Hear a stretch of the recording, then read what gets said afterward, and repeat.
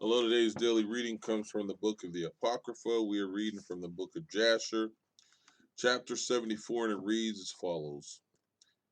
In the end of years died Saul, king of Edom, and Baal, Chanaan, the son of Achor, reigned in his place. In the 16th year of the reign of Moses over Cush, Baal, Chanaan, the son of Akbar, reigned in the land of Edom over all the children of Edom for 38 years.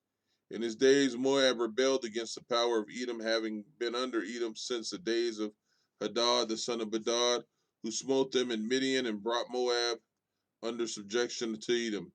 And when Baal Canaan, the son of Akbar, reigned over Edom, all the children of Moab withdrew their allegiance from Edom. And Angeas, king of Africa, died in those days, and as Dural, his son, reigned in his stead.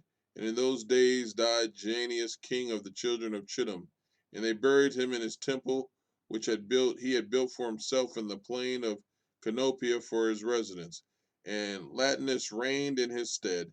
In the 22nd year of the reign of Moses over the children of Cush, Latinus reigned over the children of Chittim 45 years, and he also built for himself great and mighty tower, and he built therein an elegant temple for his residence to conduct his government, as was the custom.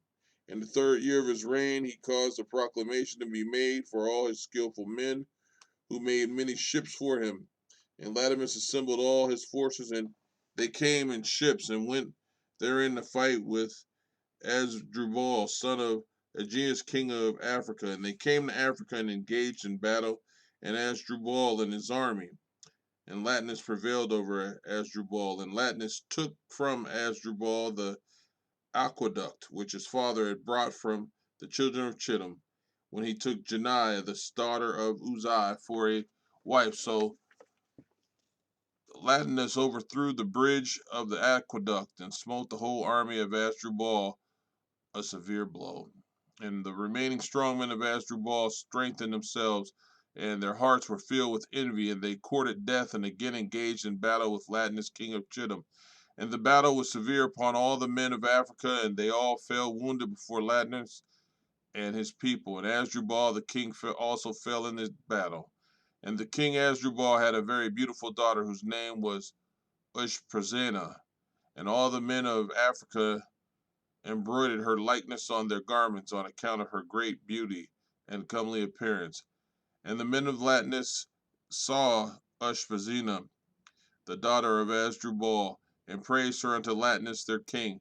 And Latinus ordered her to be brought to him. And Latinus took Ushpazena for a wife, and he turned back on his way to Chittim.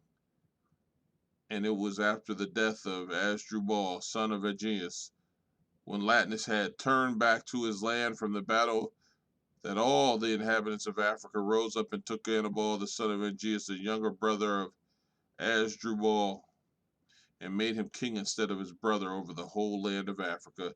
And when he reigned, he resolved to go to Chittim to fight with the children of Chittim to avenge the cause of Asdrubal, his brother, and the cause of the inhabitants of Africa. And he did so, and he made many ships, and he came therein with the whole army, and he went to Chittim. So Anibal fought with the children of Chittim, and the children of Chittim fell, wounded before Anibal and his army, and Anibal avenged his father's cause.